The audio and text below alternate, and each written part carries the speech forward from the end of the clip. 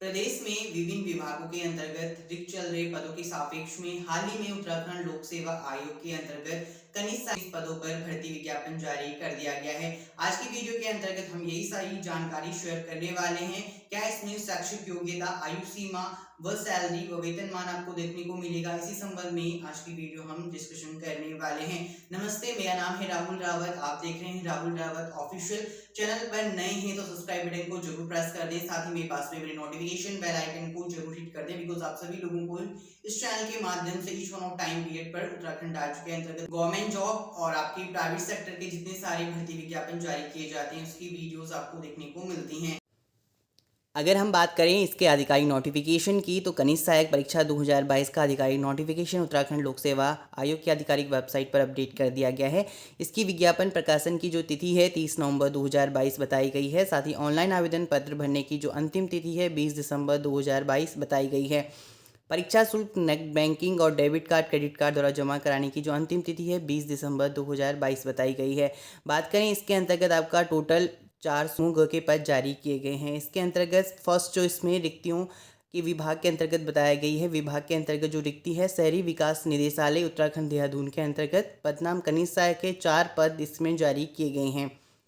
अनिवार्य शैक्षिक योग्यता बताई गई है इसके लिए, अगर आपने माध्यमिक शिक्षा परिषद उत्तर प्रदेश या विद्यालय शिक्षा परिषद उत्तराखंड या इंटरमीडिएट परीक्षा उत्तीर्ण है सरकार द्वारा, यानी नॉर्मली बताया गया अगर आपने 12th कंप्लीट करी है, चाहे आपने यूपी से करी हो, उत्तराखंड से करी हो, सीबीएसई बोर्ड हो, चाहे आपका कोई भी प्रदेश का बोर्ड हो, ठीक है, आप आवेदन कर सकते हैं। बट इसमें कि आपके पास नॉर्मली वैसे टाइमिंग दिया जाता है, एग्जामिनेशन क्वालिफाइड हो गया उसके बाद भी आपके पास टाइपिंग के लिए भी समय दिया जाता है। इसके लिए तो आपके पास 1 आवर्स में 4000 की डिप्रेशन प्रति आवर्स की टाइपिंग स्पीड भी होनी चाहिए, हिंदी टंकण में मांगी गई है, ठीक है। तो यहाँ पे बताया गया देवनागरी लिपि में हिंदी का कार्यकारी ज्ञान व कंप्यूटर में हिंदी टंकण में 4000 की डिप्रेशन प्रति आवर्स होनी चाहिए। अधिमान्य अर्हता बताई गई है कि प्रादेशिक सेना में न्यूनतम 2 वर्ष की अवधि हो या फिर राष्ट्रीय कैडेट कोर का भी आपके पास प्रमाण पत्र हो। अगला जो विभाग है इसमें नगर पालिका परिषद बागेश्वर, जिला बागेश्वर के अंतर्गत है, एक पद जारी किया गया है। और इसमें नगर पालिका परिषद मंगलोर जिला हरिद्वार में भी इसमें टोटल पोस्ट 2 जारी किए गए हैं। इसी तरीके से नगर पालिका परिषद जोशीमठ जिला चमोली में कुल 2 पद जारी किए गए हैं। नगर पालिका परिषद गोचर जिला चमोली में 1 पद जारी किया गया है। नगर पालिका परिषद पौड़ी गढ़वाल में आपका 2 पद जारी किए गए हैं। टिहरी गढ़वाल में 1 पद जारी किया गया है। उत्तरकाशी में 1 पद जारी किया गया है। उधम सिंह नगर में 2 पद जारी किए गए हैं। वहीं आपका रुद्रप्रयाग में 1 पद जारी किया गया है। उधम सिंह नगर में आपका नगर पालिका में 1 पद जारी किया गया है। वहीं आपका नगर पंचायत शक्तिगढ़ में 1 पद जारी किया गया है। टिहरी गढ़वाल में भी अगेन आपका नगर पंचायत में 1 पद जारी किया गया है।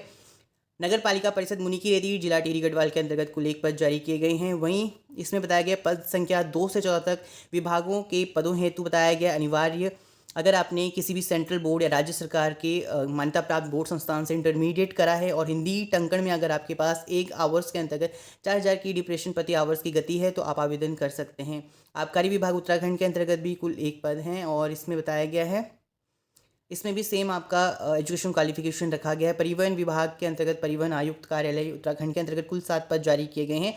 परिवहन विभाग उत्तराखंड के अंतर्गत 32 पोस्ट आपको देखने को मिलेंगे संभागीय संवर्ग में। तो इसके लिए भी बताया गया है पद संख्या 16 से 17 के विभाग हेतु आपका जो एजुकेशनल क्वालिफिकेशन व डिजायरेबल क्वालिफिकेशन मेंशन किया गया है। लघु सिंचाई विभाग उत्तराखंड के अंतर्गत आपको 4 पद देखने को मिल जाएंगे। अर्थ एवं संख्या विभाग में कुल आपके 7 पद जारी किए गए। अल्पसंख्यक कल्याण विभाग में 7 पद हैं। साथ ही में आपका होमगार्ड्स विभाग में 1 पद जारी किया गया है। जनपद संवर्ग में 12 पद हैं। इसी तरीके से उत्तराखंड राज्य विधिक सेवा प्राधिकरण नैनीताल में कुल आपको 2 पद देखने को मिलेंगे। उच्च न्यायालय विधिक सेवा समिति नैनीताल में आपको 2 पद देखने को मिलेंगे। जिला विधिक सेवा प्राधिकरण नैनीताल में 1 पद देखने को मिलेगा। साथ ही आपको वैकल्पिक विवाद समाधान केंद्र उच्च न्यायालय परिसर नैनीताल में 1 पद देखने को मिल जाएगा। अल्मोड़ा में 1 पद जारी किया गया है। साथ ही अगर आप इसमें चेकआउट करेंगे बागेश्वर में 1 पद जिला विधिक सेवा प्राधिकरण में है। जिला विधिक सेवा प्राधिकरण पौड़ी गढ़वाल में पद है। जिला विधिक सेवा प्राधिकरण हरिद्वार में 1 पद है। जिला विधिक सेवा प्राधिकरण देहरादून, मतलब कोशिश ये है कि हर एक डिस्ट्रिक्ट में जो भी विभाग के अंतर्गत आपका रिक्तियाँ चल रही हैं उसमें हर एक पोस्ट के एक पोस्ट के लिए चाहे हो तो जॉब मिलेगी अगर आप क्लियर करते हैं ये एग्जामिनेशन। जिला विधिक सेवा प्राधिकरण चंपावत यानी नियुक्ति मिल जाएगी आपको, बस आपका चाहे एक भी पद है आपको बस क्वालिफाइड करना है। जिला विधिक सेवा प्राधिकरण चमोली हो गया आपका। इसी तरीके से पिथौरागढ़ में है, उत्तरकाशी में है और उधम सिंह नगर में है जिला विधिक सेवा प्राधिकरण हो गया। टिहरी गढ़वाल हो गया आपका, रुद्रप्रयाग हो गया आपका, इसमें उधम सिंह नगर में एक पद है, केंद्र हरिद्वार में एक पद है, उत्तरकाशी में है। आपका शैक्षिक योग्यता तो आप नॉर्मली सेम ही रखा हुआ है each one of post wise. तो देहरादून में है आपका वाणिज्य कर अधिकरण उत्तराखंड देहरादून के अंतर्गत। साथ ही में संभागीय खाद्य नियंत्रण कार्यालय गढ़वाल संभाग देहरादून के अंतर्गत है। टोटल 7 पोस्ट हैं। साथ ही में इसी में नेक्स्ट आपका हल्द्वानी के अंतर्गत है, कुमाऊं संभाग में 7 पद जारी किए गए हैं। इसी तरीके से उत्तराखंड न्यायिक एवं विधिक अकादमी भवाली नैनीताल में आपका 2 पोस्ट जारी किए गए हैं। निदेशालय विभागीय लेखा में भी आपके 3 पद जारी किए गए। निदेशालय पंचायती राज में 1 पद है। फिर आपका पौड़ी गढ़वाल के अंतर्गत है कनिष्ठ सहायक के लिए 1 पद। और अगर मैं बात करूँ श्रम विभाग के अंतर्गत कनिष्ठ सहायक व डेटा एंट्री ऑपरेटर के 5 पद हैं। भूमि विशेष भूमि अध्यापित अधिकारी कनिष्ठ सहायक के लिए 1 पद है। इसी तरीके से कनिष्ठ सहायक के लिए 5 पद जारी किए गए हैं। आपका कार्यालय जिला पूर्ति अधिकारी रुद्रप्रयाग के अंतर्गत, कार्यालय जिला पूर्ति अधिकारी पौड़ी में 6 पद हैं कनिष्ठ सहायक के लिए। कार्यालय जिला पूर्ति चमोली में इस तरीके से 7 पद जारी किए गए हैं। कार्यालय जिला पूर्ति अधिकारी अल्मोड़ा में आपके टोटल 9 पोस्ट हैं कनिष्ठ सहायक के।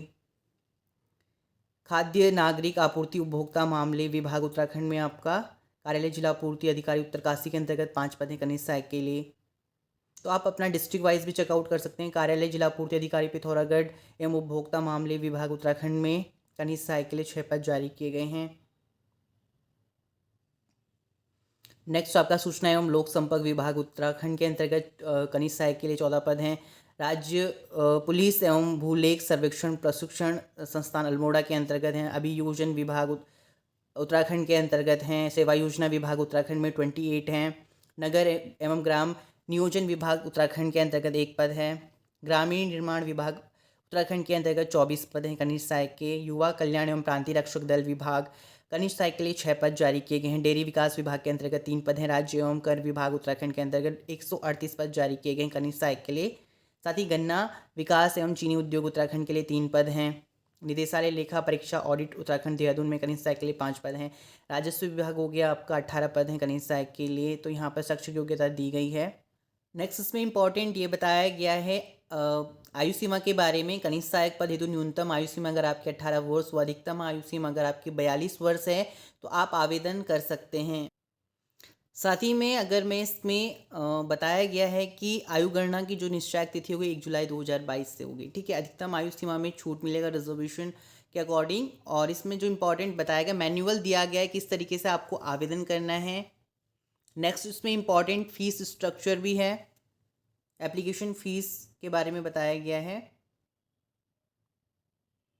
बताया गया है कि इसमें अनारक्षित अनरिजर्व कैटेगरी के लिए 150 रुपये शुल्क होगा, जिसमें कि इस आपका प्रोसेसिंग शुल्क टैक्स सहित होगा 26 रुपीज़। और इस तरीके से टोटल आपका 176.55 रुपीज़। आर्थिक रूप से EWS हो गया, SC/ST के लिए बताया गया है। आर्थिक रूप से कमजोर वर्ग के लिए 150 है और अन्य पिछड़ा के लिए 150। बाकी SC/ST के लिए 60 है। बाकी जो उत्तराखंड के अनाथ बच्चे हैं उनके लिए कोई शुल्क नहीं रखा गया है। नेक्स्ट इसका परीक्षा योजना के बारे में बताया गया है। अगर इसके एक पाठ्यक्रम की बात करें तो लिखित परीक्षा आपका वस्तुनिष्ठ प्रकार का होता है, जिसमें कि आपको 2 आवर्स दिए जाते हैं, जिसमें आपका सामान्य ज्ञान, सामान्य अध्ययन व सामान्य हिंदी के 100 प्रश्न पूछे जाते हैं। प्रत्येक प्रश्न 1 अंक का होता है। तो यहाँ पर आपका पूरा पाठ्यक्रम व सिलेबस दिया गया है। सामान्य ज्ञान एवं सामान्य अध्ययन के प्रश्नों की संख्या 75 है। अधिकतम अंक 75 का आपका क्वेश्चन आएगा, जिसमें कि आपका सामान्य विज्ञान एवं कंप्यूटर से संबंधित 15 अंकों के, भारत का इतिहास एवं भारतीय राष्ट्रीय आंदोलन के 7 अंक होंगे।